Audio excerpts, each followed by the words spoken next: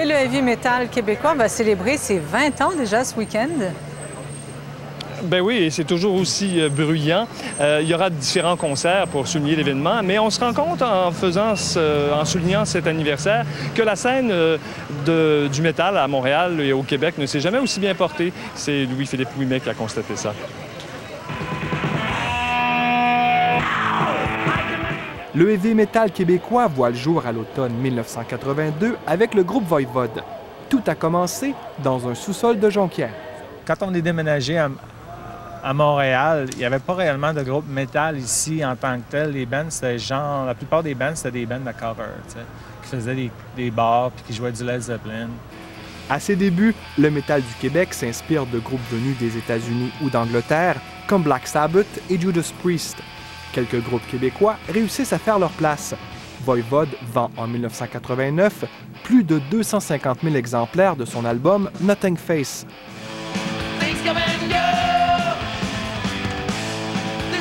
Le monde en Europe pensait qu'on venait de la Pologne ou de l'Allemagne. Le monde aux États-Unis, la même affaire. Ils ne pensaient jamais qu'on venait du Québec.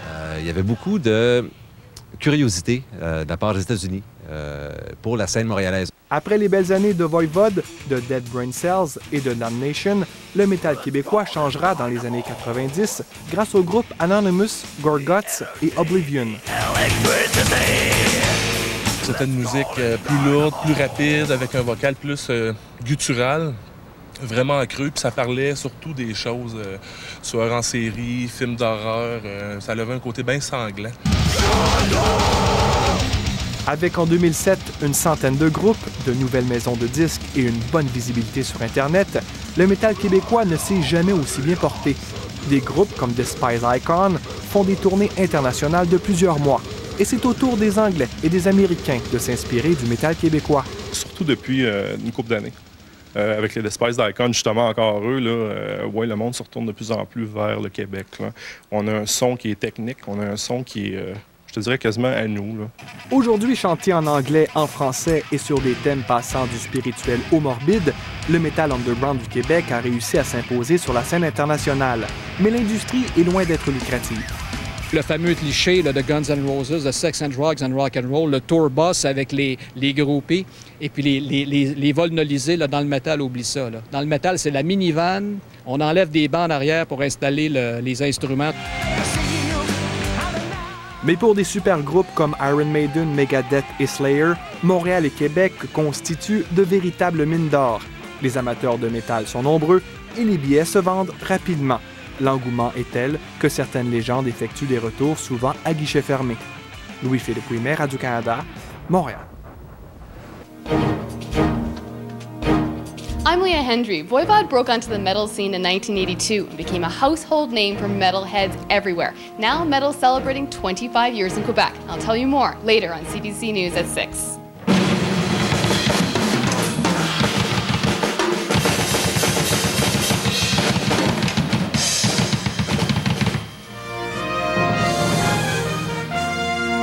Okay, we're going to take a quick break now. Up next, we'll have the scene. Leah Hendry looks at the heavy metal scene. In fact, Voivode kicked off the metal scene in Quebec 25 years ago, and things, believe it or not, are still going strong. You'll find out more next on CBC News at 6.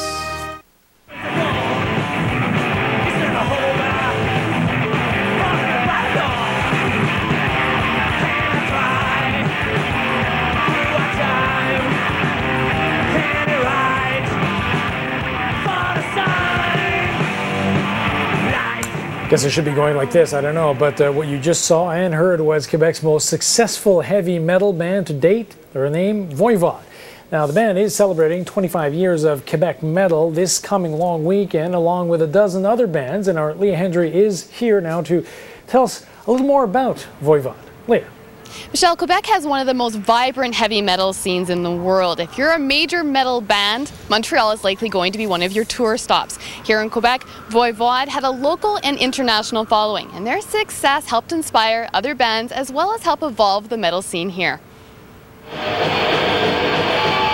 In Quebec, Voivode was a pioneer on the Quebec metal scene. There were few homegrown bands to emulate. The band members grew up in Jonquière, but their influences came from outside the province. Iron Maiden, Judas Priest, and later Metallica.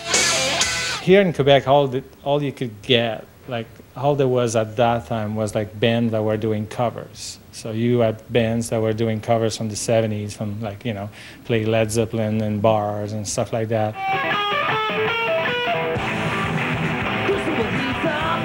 But Voivod didn't want to do covers. The band wanted to do something different. So, and then we decided, okay, no bars, let's do our own song and let's try to find a record deal. And that's what happened. We actually were lucky enough to get a record deal right from the beginning. Voivod reached the peak of their popularity in 1989 with the album Nothing Face. Its unique sound and guitarist Piggy's distinct chord use pushed them onto the world scene. That kind of international success by a Quebec metal band was unheard of, and it put the province on the map. Because of Gilles Villeneuve, we have a lot of drivers in Quebec. So because of Bjorn Borg, there's a lot of Swedish tennis players. And because of Voivod, they were the first to do it, and young people were sing Voivod. If they did it, we can do it also. Quebec's metal scene might not be the Seattle of the grunge scene, but metalheads are looking at what Quebec has to offer. We have a good structure also. We have media, underground media like radio shows. We have also a few good record labels. We have store, and there's a lot of shows. Our big tours are coming to Montreal. Let's call it Dynamo! In the 90s, thrash metal bands such as Oblivion had some success. Today, Negativa is getting attention. Formed by ex-members of the band Gorguts, their new album is highly anticipated by metal fans. There's a hype around the Quebec scene in the last few years, which is very good. Voivod had begun the work 25 years ago, and now it's starting to pay. 25 years ago, there was no metal scene in Quebec. There was no money or promoters. Now, bands are using top-of-the-line equipment, have major record deals, and are touring internationally. You go anywhere, you can go in Germany, France, United States. If a band's come from Quebec, they say, okay, this must be good.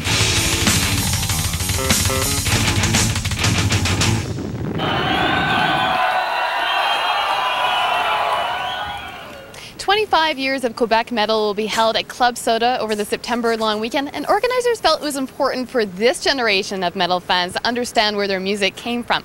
A special induction will be for Piggy, the former guitarist for Voivod, who died of cancer in 2005, and he'll be inducted into the Quebec Metal Hall of Fame. Michelle. I'm glad to know there is such a thing.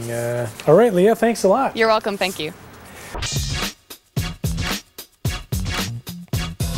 Malgré que ce soit un style de musique qu'on pourrait croire destiné à toujours rester dans l'underground, le moins qu'on puisse dire, c'est que la musique métal a ses fans inconditionnels et surtout très fidèles. C'est pourquoi on célèbre déjà en 2007 les 25 ans de ce style de musique chez nous.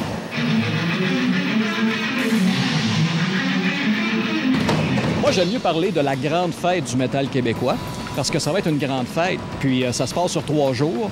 Et l'idée d'étendre ça sur 3 jours, c'est que le concept est d'hier à aujourd'hui. Donc, en fait, c'est un cours d'histoire du métal québécois, parce qu'on va passer à travers 3 décennies, en 3 soirées distinctes. Les années 80, les années 90, c'est la nouvelle génération, l'année 2007. Vous l'avez vécu au stade embryonnaire, vraiment dans ses tout débuts. Oui, disons que moi, mon implication dans le monde heavy metal, ça a commencé en 82. Avec Voivod. Au début de Voivod, ouais.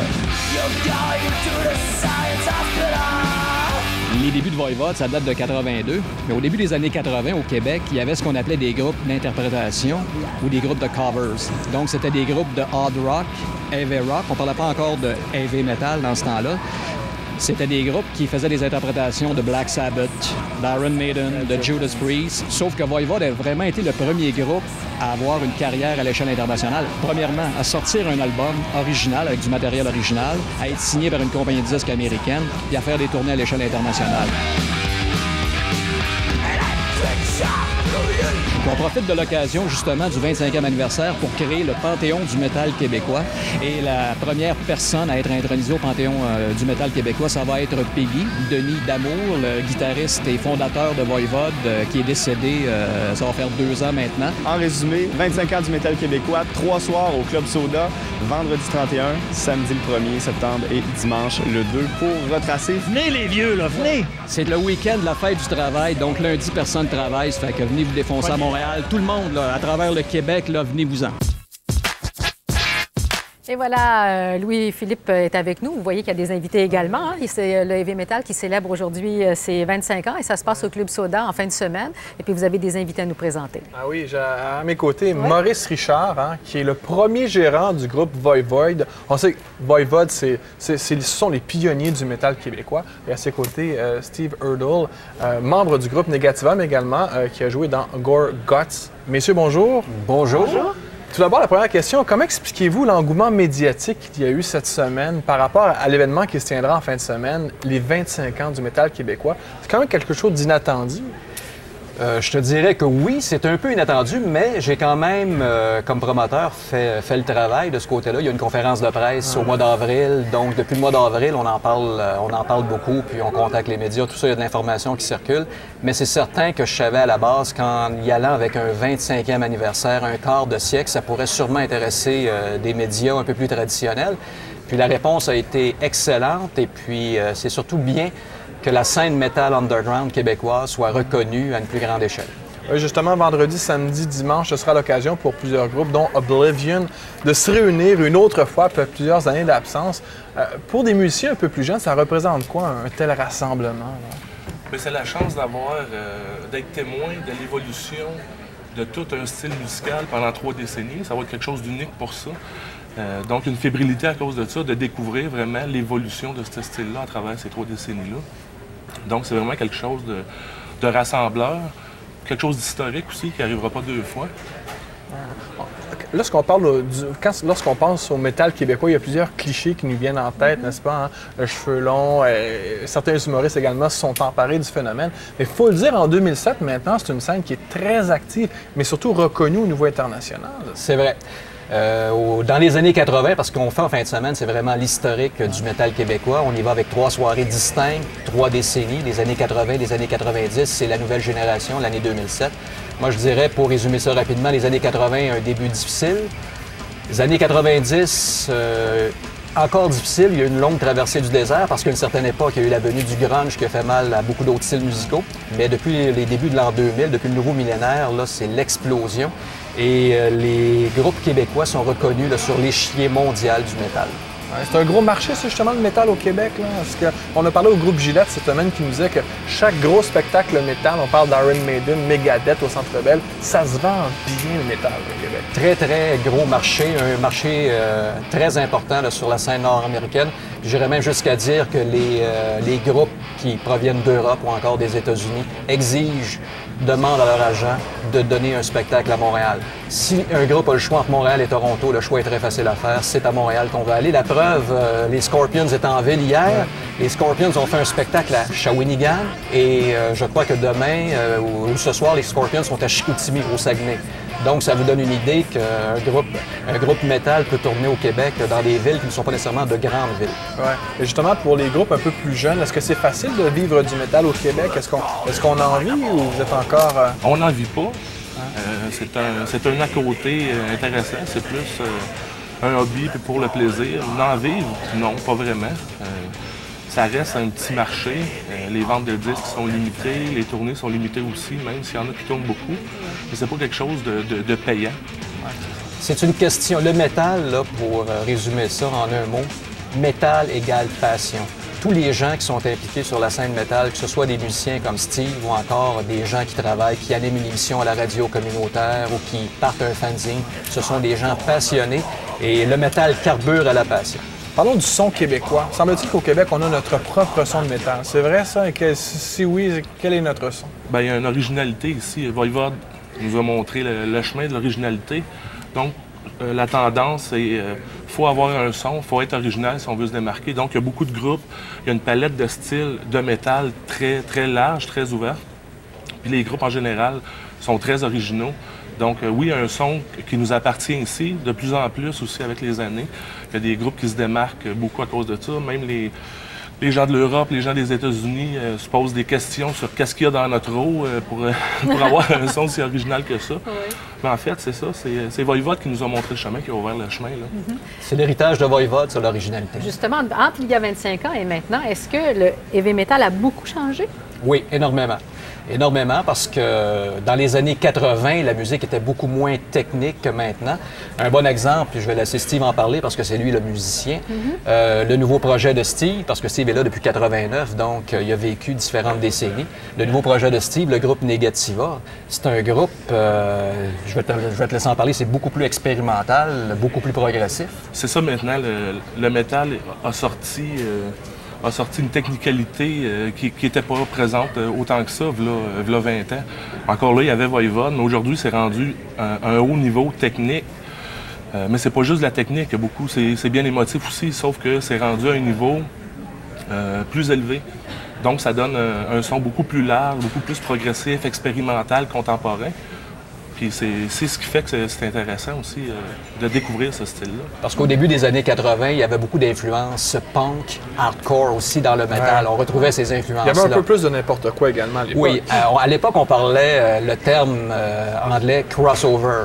Et puis dans un spectacle métal, par exemple, on pouvait avoir Voivode, mais avec un groupe punk ou un groupe hardcore. Puis dans le mosh pit en avant, on avait des punks, puis on avait aussi des métalleux, des cheveux longs avec les côtes de cuir. Ça fait que c'était de belles images. Ouais. Et maintenant, justement, le public est plus large pour le métal. On n'a pas juste les métalleux, cheveux dans les airs et attitude, justement, heavy. Hein? Il y a beaucoup de gens qui écoutent du métal. Moi, le métal, j'appelle ça une musique de col bleu.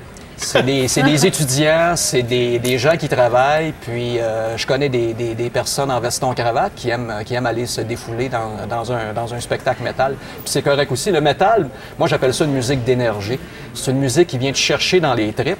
Puis de vivre un spectacle métal, c'est vraiment particulier parce que de l'écouter, c'est une chose, mais d'être sur place, l'énergie, l'interaction qui existe entre les musiciens sur scène et le public dans la foule, c'est quelque chose à vivre. Puis ceux qui n'ont jamais vécu ça, je vous invite à venir le faire, de vivre en fin de semaine cette expérience de vie. Donc merci, on se revoit au Club Soda vendredi, samedi, dimanche pour cet hommage au métal québécois 25 ans. Puis écoutez, bon anniversaire, messieurs. Bien, merci beaucoup, puis au plaisir de vous voir en fin de semaine. C'est ça. Merci. Bonne célébration, merci.